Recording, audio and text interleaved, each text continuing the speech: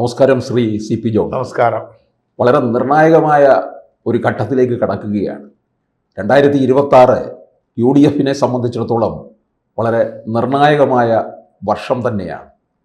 വീണ്ടും അധികാരത്തിൽ വരാനുള്ള, അതായത് 2 തവണയായിട്ട് LDF-ൻ്റെ കയ്യിലിരിക്കുന്ന അധികാരം UDF-ലേക്ക് വരണം. അതിലെ ഒരു നിർണായക ശക്തിയുമാണ് ശ്രീ സി പി ജോൺ. എങ്ങനെയായിരിക്കും നമുക്ക് പ്രതീക്ഷിക്കാവുന്നത് കാര്യങ്ങൾ? UDF-ന്റെ ചരിത്രത്തിൽ മാത്രമല്ല, കേരള ചരിത്രത്തിലും പ്രധാനപ്പെട്ട ഒരു സന്ദർഭമാണ് 2026. 2026 UDF-ന്റെ വിജയം UDF-നേക്കാൾ ഉപരി നമ്മുടെ നാടിന് അനിവാര്യമാണ് എന്നാണ് എൻ്റെ നിരീക്ഷണം. തീർച്ചയായിട്ടും എനിക്ക് ചെറിയൊരു പങ്കതിലുണ്ട്, ഇല്ല എന്നല്ല. കാരണം നമ്മൾ സാധാരണ പത്രഭാഷയിൽ സമസ്ത മേഖലകളും തകർന്നു എന്നൊക്കെ പറയുമല്ലോ. ഇത്രയും സമസ്തമായിട്ട്, സിസ്റ്റമാറ്റിക് ആയിട്ട് ഒരു ഡീകൺസ്ട്രക്ഷൻ ഓഫ് ഗവർണൻസ് നടത്തിയത് ഈ 10 വർഷത്തെ പിണറായി ഗവൺമെൻറ്റാണ്.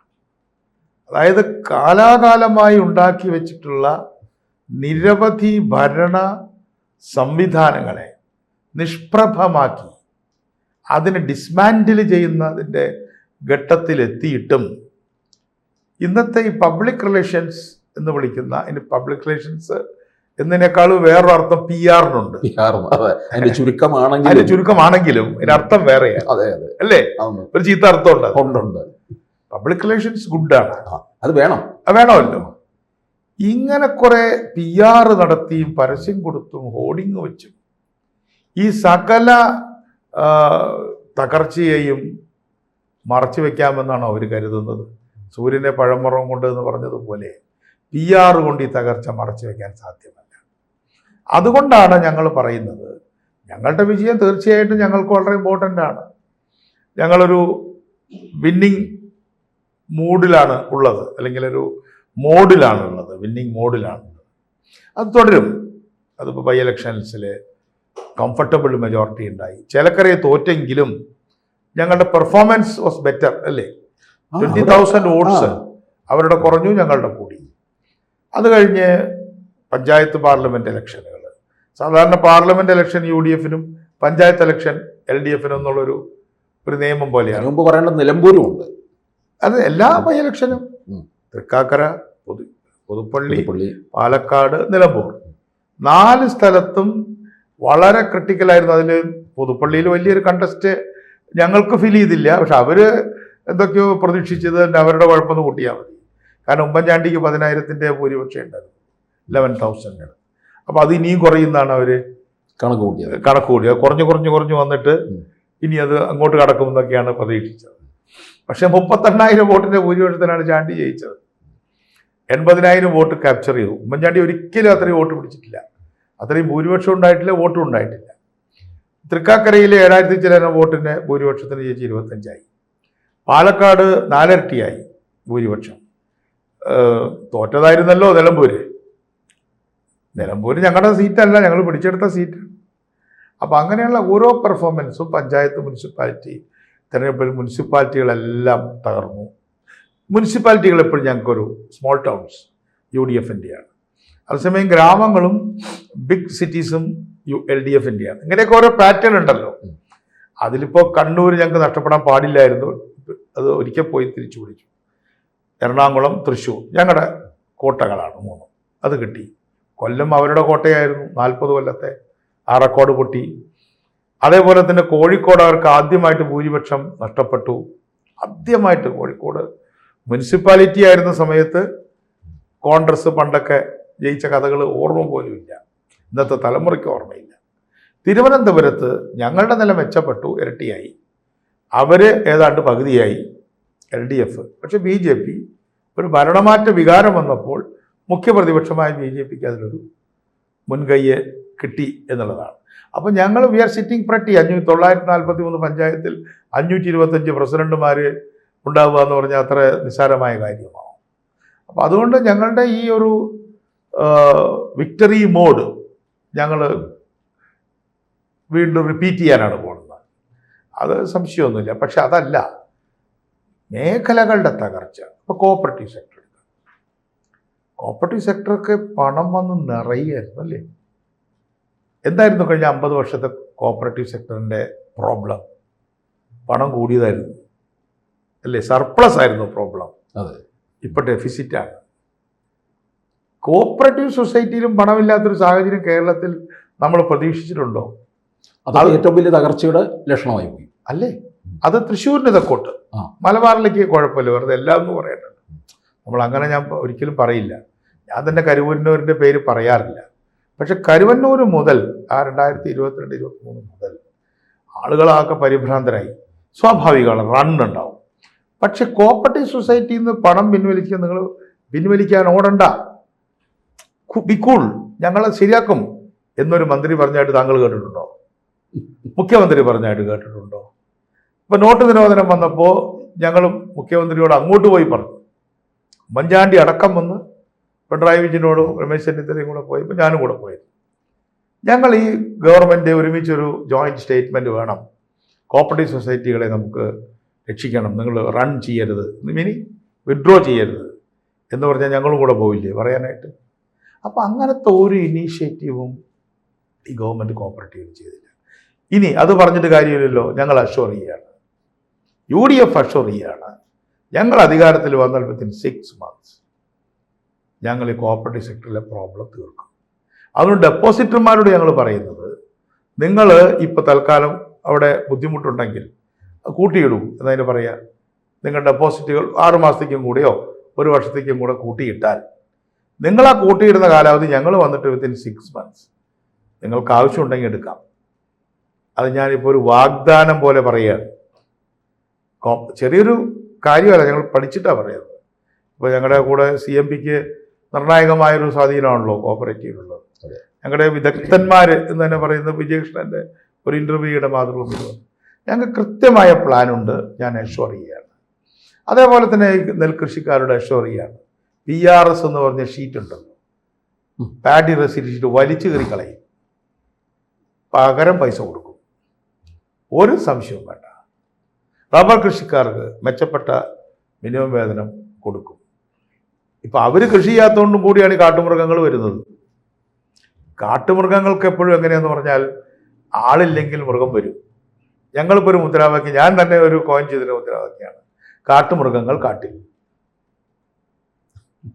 Very simple. കാട്ടുമൃഗങ്ങൾക്ക് കാട്, നാട്ടുമൃഗങ്ങൾക്ക് നാട്, അല്ലേ? അപ്പൊ എൻ്റെ പശുവിനെ വളർത്തുന്ന പറമ്പിൽ, ഞാൻ കരമടച്ചിട്ടുള്ള ഒരു പറമ്പിൽ തിരുവനന്തപുരത്ത് ഒരു വിളയിൽ, അവിടെ ഒരു പന്നി വന്നാൽ അതിനെ ഞാനല്ലേ കൈകാര്യം ചെയ്യുക? അത് ഞാൻ പോലീസ് സ്റ്റേഷനിലേക്കും ഫോറസ്റ്റ് ഓഫീസിലേക്കും പോകാൻ പറ്റുമോ? നഗരത്തിലടക്കം, നമ്മുടെ തിരുവനന്തപുരം നഗരത്തിലടക്കം പന്നി വന്നു എന്നാണ് കേട്ടത്. അപ്പൊ പന്നി ആവട്ടെ, കാട്ടുപോത്താവട്ടെ, കരടിയാവട്ടെ, എന്തോ ആവട്ടെ, എൻ്റെ പറമ്പിൽ കയറാതെ നോക്കേണ്ടത് ഞാനല്ല, ഗവൺമെൻറ്റാണ്. ഗവൺമെൻറ്റിൻ്റെ അല്ലേ കാട്ടുമൃഗങ്ങൾ? വൈൽഡ് ലൈഫിൻ്റെ വാർഡൻ ഗവൺമെൻറ് അല്ലേ? എൻ്റെ പശു താങ്കളുടെ വാഴ തിന്നാൽ പശുവാണോ ഉത്തരവാദി, ഞാനാണോ? പശുവിൻ്റെ ഉടമ അല്ലേ? അതെ. അതിനാണല്ലോ വൈക്കാരിയസ് ലയബിലിറ്റി എന്ന് നമ്മൾ ലോയിൽ പറയുന്നത്. പശുവിന് വാഴയ്ക്ക് പോത്തിനെന്ത് ഏത്തവാഴ എന്ന് പറഞ്ഞ പോലെ എൻ്റെ പശുവിന് നിങ്ങളെ വാഴയാണെന്നറിയോ? അപ്പൊ നിങ്ങൾ ഗേറ്റ് തുറന്നിട്ടുണ്ടാണെങ്കിൽ നിങ്ങളാണ് ഉത്തരവാദി. പക്ഷെ നിങ്ങളുടെ പറമ്പിലേക്ക് ഓടിക്കയറി എൻ്റെ പശു, എൻ്റെ പോത്ത് വാഴ തിന്നാൽ ഞാനാണ് ഉത്തരവാദി, അല്ലേ? അതേപോലെ തന്നെയല്ലേ ഗവൺമെന്റിന്റെ പോത്തല്ലേ വരുന്നത്? ഗവൺമെന്റിന്റെ പ്രതികൂല ഘടകങ്ങളാണ്. അപ്പൊ ഇതൊക്കെ ഞങ്ങളിപ്പോ പറയുന്നത് കാട്ടുമൃഗങ്ങളെ കാട്ടിൽ തന്നെ നിർത്താനും, 1. 2, അവര് പുറത്തേക്ക് വന്ന് ഞങ്ങളുടെ കൃഷിക്കാരുടെ പ്രശ്നങ്ങൾ, ഈ വിളകൾ നശിപ്പിച്ചാൽ അതിനെ കൈകാര്യം ചെയ്യാനും. കൊല്ലണമെന്ന് ഞാൻ പറയില്ല. പിന്നെ നാട്ടിലാണെങ്കിൽ ഈ എന്താ പറയുക, തെരുവ് പട്ടികൾ, ഈ ഡോഗിനെ പോലെ മനുഷ്യനെ സ്നേഹിക്കാൻ മനുഷ്യന് പോലും കഴിയില്ല. മനുഷ്യർക്ക് തമ്മിലുള്ള സ്നേഹത്തെക്കാളാണല്ലോ പട്ടിക്ക് മനുഷ്യനോട്. എന്നാൽ പട്ടിക്കും അങ്ങോട്ടും ഇങ്ങോട്ടും വലിയ സ്നേഹമൊന്നുമില്ല. സത്യത്തിൽ ഈ മനുഷ്യനെ സ്നേഹിക്കാനുള്ള എന്തോ ഒരു ജീൻ ഈ പട്ടിയിലുണ്ടല്ലോ. അത് എന്തെങ്കിലും വാങ്ങിച്ച് കഴിക്കുന്നതല്ല എന്നുള്ള അഭിപ്രായക്കാരനാണ് ഞാൻ. ഒരു ഗുളിക പരുവത്തിലാക്കിയല്ല, തമാശയ്ക്ക് പറഞ്ഞത് മാത്രമേ ഉള്ളൂ. അപ്പം ഇങ്ങനെ ബിഫ്രണ്ട് ചെയ്യാൻ പറ്റുന്ന ഒരു മൃഗമാണത്. ഈസിലി ബിഫ്രണ്ടബിൾ ആണ്. അതിനെ തടുത്തുകൂട്ടി അതിനെ ക്രൂരമായിട്ടൊന്നും ഉപദ്രവിക്കാതെ അതിനെ തടുത്തുകൂട്ടി ഓരോ സ്ഥലത്തേക്ക് കൊണ്ടുപോയി അതിനെ പതുക്കെ പതുക്കെ ആയിട്ട് ABC എന്നാണ് വിളിക്കുന്നത്, ആനിമൽ ബർത്ത് കൺട്രോൾ ഉണ്ടാക്കുക. ഇനി ആനിമൽ ബർത്ത് കൺട്രോൾ എന്തെങ്കിലും മരുന്ന് കണ്ടുപിടിച്ചാൽ ഈ പെൺപട്ടികളെ പിന്നെ ഇത് ചെയ്യാൻ വളരെ ബുദ്ധിമുട്ടാണ്. ആൺപട്ടികളെ കുറച്ചും കൂടെ ഈസിയാണ്. പക്ഷെ പെൺപട്ടികളെ സ്റ്റെറിലൈസ് ചെയ്താലേ ഇതിൻ്റെ ജനസംഖ്യ കുറയൂ. പിന്നെ ആ പട്ടി പ്രസവിക്കില്ലല്ലോ. അതെ, മനസ്സിലായോ? പെൺപട്ടികൾ എല്ലാം ഫെർട്ടിലിറ്റിയുടെ അടിത്തറ സ്ത്രീയാണ്, ഫീമെയിലാണ്. അപ്പോൾ ഫീമെയിലിന് വേണ്ട എന്തെങ്കിലും ഒരു ശസ്ത്രക്രിയ വളരെ എളുപ്പമല്ല. മരുന്നുകൾ കണ്ടുപിടിക്കാം, എന്തെങ്കിലും ഫുഡിൽ കൂടെ കൊടുക്കുന്ന മരുന്നുകളോ ഒക്കെ ചെയ്ത് ഇതിനെ കൺട്രോൾ ചെയ്യാവുന്നല്ലേ. കൊതുകിനെ കൺട്രോൾ ചെയ്യാൻ പറ്റില്ലേ? ഞാനിവിടെ കൽക്കട്ടയിൽ പോയിരുന്നു. താങ്കളുടെ സുഹൃത്തല്ലേ രാജഗോപാലൻ, നമ്മുടെ പത്രത്തിൻ്റെ ടെലഗ്രാഫിൻ്റെ, അദ്ദേഹത്തിൻ്റെ വീട്ടിൽ ഞാൻ അവിടെ പോയി താമസിക്കുന്നത്. ഞാൻ അറിയാതെ ജനൽ തുറന്നിട്ടു രാത്രി. ഞാൻ വിചാരിച്ചു കൽക്കട്ടയിലെ കൊതുക് പുഴ ഇവിടെ വരും. കൊതുകേ ഇല്ല. കൊതുകിനെ അവർ ഉന്മൂലനം ചെയ്തു. ഇപ്പം ഞാൻ ഈ കൊതുകിൻ്റെ മരുന്ന് ഇവിടെ കൊണ്ട് നേരിട്ട് എൻ്റെ കൈ കൊണ്ട് അടിക്കുന്നൊരു പടം എനിക്ക് അയച്ചു തരുന്നു. ചെങ്കൽ ചൂടയിൽ കൊതുകിനെ അല്ല കൊല്ലുന്നത്, ലാർവയാണ്, ലാർവസൈഡാണ്. ബാസിലസ് തുരഞ്ജനിസിസ് എന്ന് പറഞ്ഞൊരു ബാക്ടീരിയ ഉണ്ട്. ആ ബാക്ടീരിയ അടിച്ചാൽ പെട്ടെന്ന് കൊതുക് ചാവില്ല, ജീവിച്ചിരിക്കുന്ന കൊതുക് ചാവില്ല. അത് 2 ആഴ്ച കൊണ്ട് സ്വാഭാവികമായിട്ട് മരിക്കും. ഇതിൻ്റെ ലാർവ മുഴുവൻ ഇല്ലാതെയാവും. അപ്പം ഇത്തരത്തിലുള്ള നിരവധി കാര്യങ്ങൾ, ഞാൻ നിസ്സാര കാര്യങ്ങളല്ലാതെ ഒന്നും, ഡെങ്കിപ്പനി വന്ന ആൾക്കാർ മരിക്കുന്നു. അപ്പം ആ തരത്തിലുള്ള എല്ലാ കാര്യങ്ങളിലും ഇപ്പോൾ ആശുപത്രിയിൽ ഒരു കോർപ്പറേഷൻ ഉണ്ടാക്കി. നമ്മുടെ ടീച്ചറുടെ സമയത്ത് ഉണ്ടാക്കിയതാണ്, ശ്രീമതി ടീച്ചർ. ആ കോർപ്പറേഷൻ ഉണ്ടാക്കിയപ്പോൾ എന്താ പറഞ്ഞത്, മരുന്ന് ലാഭത്തിന് കിട്ടും. മദ്രാസിൽ വെച്ചത്, തമിഴ്നാട്ടിൽ അങ്ങനെയാണ്. കിട്ടണമെങ്കിൽ പൈസ കൊടുക്കണ്ടേ? ഈ കോർപ്പറേഷന് 100 കണക്കിന് കോടി രൂപ കൊടുക്കാണ്ട് അവര്. അതുകൊണ്ട് മൂക്കി വെക്കാനുള്ള പഞ്ഞി എന്ന് പറയില്ലേ നമ്മൾ സാധാരണ, പോസ്റ്റ്മോർട്ടം കഴിഞ്ഞാലേ, അതുപോലും ഈ മരിച്ച ആൾ വാങ്ങിക്കണം. ഇന്നൊരു നഴ്സ് എന്നോട് പറഞ്ഞു, നഴ്സിൻ്റെ ഹസ്ബൻഡ് എന്നോട് പറഞ്ഞു, ഏറ്റവും വില കുറഞ്ഞതും ഇഫക്റ്റീവായിട്ടുള്ള ആൻറ്റിബയോട്ടിക്സ് പോലുള്ള മരുന്നുകളില്ലേ? ഇല്ല, ഒരു മരുന്നുമില്ല. ഒരു പ്രൊഫസർ വന്നിട്ട് നടത്തേണ്ട സ്റ്റേറ്റ്മെൻ്റാണോ അന്ന് നടത്തിയത്?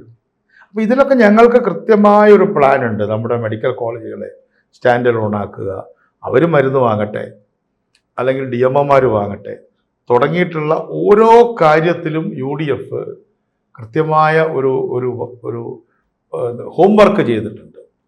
എഡ്യൂക്കേഷൻ സെക്ടറിൽ തിരുവനന്തപുരത്ത് ഉള്ളേക്കാളും സെൻട്രൽ ടാവൻ പോകുന്നത്. തിരുവനന്തപുരത്ത് മോശമാണ്, കോളേജിലൊന്നും കുട്ടികളില്ല. പ്രശസ്തമായ കോളേജുകൾ അടച്ചുപൂട്ടത്തിൻ്റെ വക്കില്ല. ഇവാനിയോസിൽ കുട്ടികളുണ്ട്. ഇവാനിയോസിൻ്റെ ആണല്ലോ അഞ്ചൽ സെൻറ് ജോൺസ്, അത് വളരെ പരിതാപകരം. കുട്ടികളില്ല. റൂറൽ കോളേജുകളിൽ കുട്ടികളില്ല. ഇതിന് CMSൽ തന്നെ സീറ്റ് ഫില്ലല്ല. ഞാനൊരു ചാനലിൽ പറഞ്ഞുകൊണ്ട് ആവർത്തിക്കുന്നത് ക്ഷമിക്കണം പ്രേക്ഷകർ. സ്ഥലത്തിൻ്റെ പേര് പറയുന്നില്ല. സെൻട്രൽ ട്രാവൻകൂറിലൊരു കോളേജിൽ ഒരു ടീച്ചർ ഫിസിക്സ് MScക്ക് പരീക്ഷയ്ക്ക് പോയി. ഒരു കുട്ടി ഉണ്ടായിരുന്നുള്ളൂ പരീക്ഷ. ഒരു കുട്ടി അവിടെ അപ്പിയർ ചെയ്യുന്നുള്ളൂ. MSc physics. എന്താ കാരണത്ത് പഠിച്ച ജോലിയില്ല. PSCയിൽ നിന്ന് കുട്ടികളെ എടുക്കുന്നത്. ഇവർ പറഞ്ഞു PSCന്ന് എടുത്തു പഠിച്ച. ഇപ്പോൾ കണ്ടില്ലേ, അസിസ്റ്റന്റ് പ്രൊഫസർഷിപ്പ് ക്യാൻസലായി. ഫസ്റ്റ് റാങ്കുകാർക്ക് കിട്ടിയില്ല. ഇതിൻ്റെ പുതിയ സംഭവം കൂടെ താങ്കൾ അറിഞ്ഞോന്നറിയില്ല. താങ്കളോട് ഞാൻ തിരിച്ചൊരു ക്വിസ് ചെയ്യാം. ഞാൻ പല ജേർണലിസ്റ്റുകളെയും ഇപ്പോൾ അങ്ങോട്ട് ക്വിസ് ചെയ്യുകയാണ്. ഇപ്പോൾ അസിസ്റ്റന്റ് പ്രൊഫസറായിട്ട് MSc അതുപോലെ തന്നെ PhD ഒക്കെ കഴിഞ്ഞിട്ട് ജോലി കിട്ടാനൊരു ഉയർന്ന പ്രായം ഉണ്ടല്ലോ. ഇത്ര പ്രായത്തിലധികം ഉള്ളവർ അപേക്ഷിക്കരുതെന്ന് പറയില്ലേ? ആ പ്രായം എത്രയെന്ന് താങ്കൾക്കറിയോ? കോളേജിലെ അസിസ്റ്റന്റ് പ്രൊഫസറായിട്ട്, ലെക്ചറർ ആയിട്ട് അസിസ്റ്റന്റ് പ്രൊഫസർ എന്നാണ് പറയുന്നത്. 40-45 50 50 56 റിട്ടയർ ചെയ്യണം. 6 വർഷമാണ് കിട്ടുക. എന്തിനു വേണ്ടിയാക്കി? അവർ വിദഗ്ധന്മാരെ കിട്ടാനാണ്. എന്നാൽ വിദഗ്ധന്മാരെ പ്രത്യേകമായിട്ട് വെച്ചാൽ ഒരു അസിസ്റ്റന്റ് പ്രൊഫസറായിട്ട് വരുമോ? അവർ അസിസ്റ്റന്റ് പ്രൊഫസറായിട്ട് വരുമോ? ഹാർവാർഡിലോ പ്രിൻസ്റ്റണിലോ ഓക്സ്ഫോർഡിലോ പിന്നെ കേംബ്രിഡ്ജിലോ ഒക്കെ പഠിച്ച ആൾക്കാർ വരുമോ? ഒരിക്കലും ഇല്ല. ഇല്ലല്ലോ. ഇപ്പം എൻ്റെ മക്കൾ കോട്ടൺ ഹില്ലിൽ മലയാളം മീഡിയത്തിൽ പഠിച്ച 2 പെൺകുട്ടികൾ, അവരുടെ ഉള്ള സ്കോളർഷിപ്പൊക്കെ കൊണ്ടുകൊണ്ട് അവർ ഓക്സ്ഫോർഡിൽ വരെ പഠിപ്പിച്ചു എന്ന് പറയാം. ഇനി അസിസ്റ്റന്റ് പ്രൊഫസർ ഗ്രേഡിൽ വർക്ക് ചെയ്തു. അവരവരുടെ തന്നെ പോകുന്നു. ഇനി അവർ തിരിച്ച് ഇവിടെ അസിസ്റ്റന്റ് പ്രൊഫസറായിട്ട് വരുമോ? അതുപോലത്തെ ഒരു കുട്ടി അസിസ്റ്റന്റ് പ്രൊഫസറായിട്ട് എന്ന് വെച്ചാൽ ലെക്ചറായിട്ട് വരുമോ? പ്രിൻസിപ്പളായിട്ടോ അല്ലെങ്കിൽ ഡിപ്പാർട്ട്മെന്റ് ഹെഡായിട്ടോ വന്നുകൊണ്ടിരിക്കാം. ഇപ്പോൾ ഞാൻ എപ്പോഴും പറയുന്ന പേരാണ് ബിജു എന്ന് പറയും, ഫ്രോഗ്മാൻ ഓഫ് ഇന്ത്യ. നമ്മുടെ നിലമേൽ കോളേജ് പഠിച്ച പയ്യനാണ്, യൂണിവേഴ്സിറ്റി കോളേജ് വന്നു, സഫൈക്കാരൻ, എൻ്റെ ഒരു ശിഷ്യനാണ്.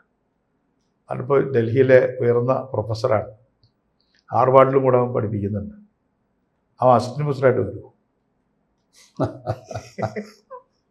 മീനിങ് അപ്പം ഇവര്, ഞാൻ ഈ സമസ്ത എന്ന് ഞാൻ പറഞ്ഞില്ലേ, സമസ്ത മേഖലകളും തകർത്തു എന്ന് പറഞ്ഞാൽ ഇത്രയും വലിയൊരു ഗവർണൻസ് ഫെയിലിയർ. പക്ഷേ 2016 അധികാരത്തിൽ വരുമ്പോൾ ശ്രീ CPM ഒരു പ്രതീക്ഷ ഉണ്ടായിരുന്നു. ഏതിനെക്കുറിച്ച്? പിണറായി വിജയനിൽ. വളരെ കറക്റ്റായിട്ടൊരു ക്വസ്റ്റ്യനാണ്. ഞാൻ 16 വർഷക്കാലം പാർട്ടി സെക്രട്ടറി ആയിട്ടുള്ള പിണറായി വിജയൻ മുഖ്യമന്ത്രി ആവുന്നത് ഞാൻ വളരെ കൗതുകത്തോടു കൂടിയാണ് ശ്രദ്ധിച്ചത്. കാരണം എനിക്ക് അദ്ദേഹത്തെ 50 വർഷത്തോളമായിട്ട് 1 to 1 ആയിട്ട് അറിയാം. ഇൻട്രസ്റ്റിംഗ്ലി MA ബേബിയുടെ കയ്യിലായിരുന്നു അദ്ദേഹത്തിൻ്റെ മുറിയുടെ താക്കോല്, കോടിയേരിയുടെ 26 നമ്പർ മുറി, ന്യൂ ബ്ലോക്ക്, ഇപ്പോൾ പൊളിച്ച ന്യൂ ബ്ലോക്ക്. അപ്പോൾ ആദ്യം തിരുവനന്തപുരത്ത് വന്നപ്പോൾ ഞാൻ ആ മുറിയിലാണ് താമസിച്ചത്. മൂപ്പരൊന്നും അവിടെ ഇല്ല, SFIക്കാർക്ക് കൊടുത്തിരിക്കുക. മൂപ്പര് പഴയ SFIയുടെ ആളെ, KSF സെക്രട്ടറി. അപ്പം അന്നോട്ടെ എനിക്കറിയാമല്ലോ. അപ്പം അന്നോട്ടെ ഒരു ഡിസിപ്ലിനേറിയനാണ്, വളരെ എന്താ പറയുക, സിസ്റ്റമാറ്റിക്കായി. മുടി ചീന്തി വയ്ക്കുന്നത് പോലും കൃത്യമാണ്. അപ്പം അന്നൊക്കെ ഞങ്ങൾ പ്രതീക്ഷിച്ചത് എന്തെങ്കിലും ചെയ്യും. 1-2 കാര്യങ്ങൾ ചെയ്തില്ല എന്നില്ല. ഗ്യാസ് പൈപ്പ് ലൈൻ കംപ്ലീറ്റ് ചെയ്തു, നമ്മുടെ ഹൈ ടെൻഷൻ ലൈൻ കംപ്ലീറ്റ് ചെയ്തു, അങ്ങനത്തെ കുറച്ച് കാര്യങ്ങൾ ചെയ്തു, ഇല്ലേക്കില്ല. പക്ഷേ the general governance, health, education, labour welfare fund ബോർഡുകളൊക്കെ ബാങ്ക്രപ്റ്റായി. 19 മാസമായിട്ട് പെൻഷൻ കിട്ടിയിട്ടില്ല. നിർമ്മാണ തൊഴിലാളി ക്ഷേമനിധി ബോർഡിന്. ഇതൊക്കെ തകർച്ച ഉണ്ടായെങ്കിലും പിന്നൊരു ധിക്കാരത്തിൻ്റെ സ്വഭാവമാണ് ജനങ്ങൾക്ക് വലിയൊരു അതൃപ്തി ഉണ്ടാക്കി കൊടുത്തതെന്ന് എനിക്ക് തോന്നുന്നു. അത് അദ്ദേഹത്തിൻ്റെ ഒരു ശൈലിയാണ്. ഞാൻ ഇപ്പം അദ്ദേഹത്തിൻ്റെ ധിക്കാരത്തെ അംഗീകരിക്കുന്ന ആളല്ലെങ്കിലും ധിക്കാരം കുറച്ചുണ്ടായാലും കുഴപ്പമൊന്നുമില്ല, കാര്യം നടന്നാൽ മതി. അതെ, എൻ്റെ വിമർശനം അതിലല്ല ഊന്നുന്നത്. മൂപ്പരുടെ കടക്ക് പുറത്ത് എന്നെ തൊടണ്ട, ഇങ്ങനെയൊക്കെയുള്ള കുറേ സ്വഭാവം ഉണ്ടല്ലോ. ഇന്നാളൊരു കുട്ടി വന്നിട്ട്, ആ കുട്ടി പറഞ്ഞ് അങ്ങനെ അല്ല ചെയ്തത്, സെൽഫി എടുക്കുന്നത്.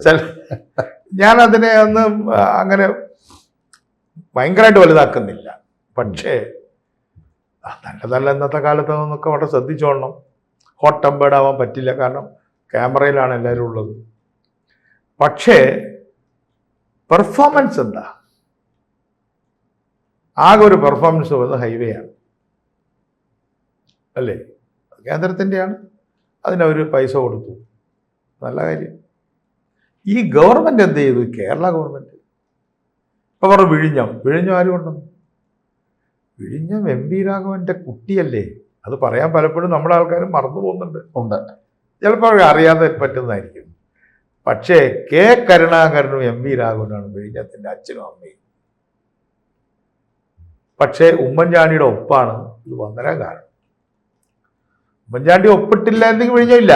ആ അർത്ഥത്തിൽ അതിൻ്റെ ക്രെഡിറ്റ് ഉമ്മൻചാണ്ടിക്കുള്ള ആ കാര്യത്തിൽ എനിക്ക് സംശയമില്ല, ഒപ്പിൻ്റെ ആ തീരുമാനത്തിൻ്റെ. പക്ഷെ അതിൻ്റെ എൻവിസാജ് ചെയ്തത്, അതിനുവേണ്ടി അധ്വാനിച്ചത്, അതിനുവേണ്ടി ഡിസൈൻ ചെയ്തത്, ഒപ്പിടണമെങ്കിൽ ഒരു സാധനം വേണ്ടേ അവിടെ? MP രാഘവനല്ലേ ചെയ്തത്? അന്ന് അതിനെ പരിഹസിക്കുകയും കളിയാക്കുകയും ചെയ്ത ആൾക്ക്, ഞാനിപ്പോൾ ഈ നഗരത്തിലൊരു കഥ പറയുന്നു, സമയമുണ്ട്. കുറവങ്കോണത്തെ ഒരു ഓഫീസ് ഉണ്ടായിരുന്നു അവർക്ക്, കുമാർ ഗ്രൂപ്പിന്. ഞാൻ 91 to 96 പറഞ്ഞു, ഞാനൊരു ജാമ്പവനല്ലേ.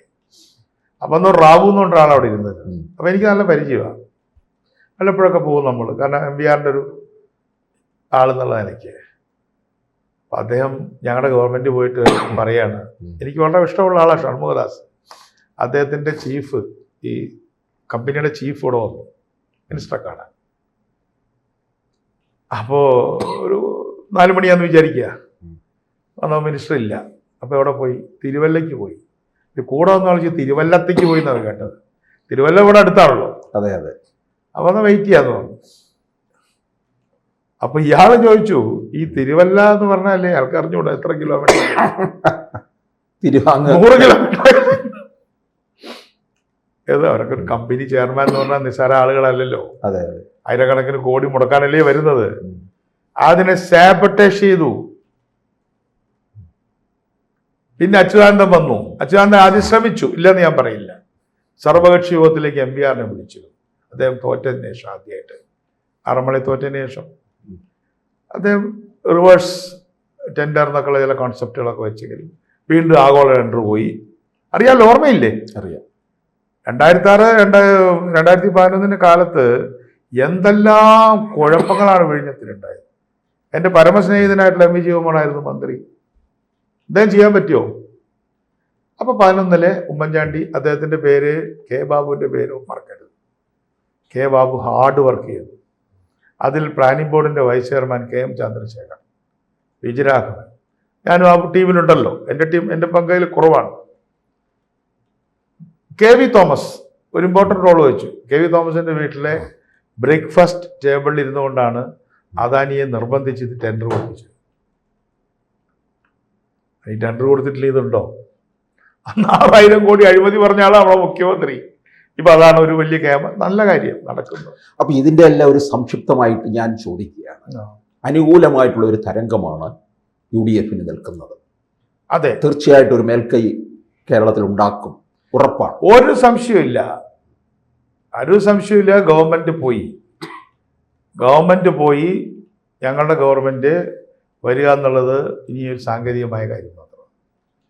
നിശ്ചയമായും ഗവൺമെൻറ് വരും. ആ ഗവൺമെൻറ്, ഞാൻ പറഞ്ഞില്ലേ, ഗവൺമെൻറ്റിൽ വരുന്നവരുടെയും ഒരു പ്രശ്നം തന്നെയാണ്. ഇപ്പോൾ ഞങ്ങളൊക്കെ ഒരു പ്രത്യേക ഘട്ടത്തിൽ നിൽക്കല്ലേ. ഞങ്ങളുടെയൊക്കെ ഏജിങ്ങിൻ്റെ ഒക്കെ ഒരു ചെറുപ്പക്കാർക്കും 5 കൊല്ലം വലിയൊരു കാലയളവല്ലേ. 10 കൊല്ലം പോയില്ലേ.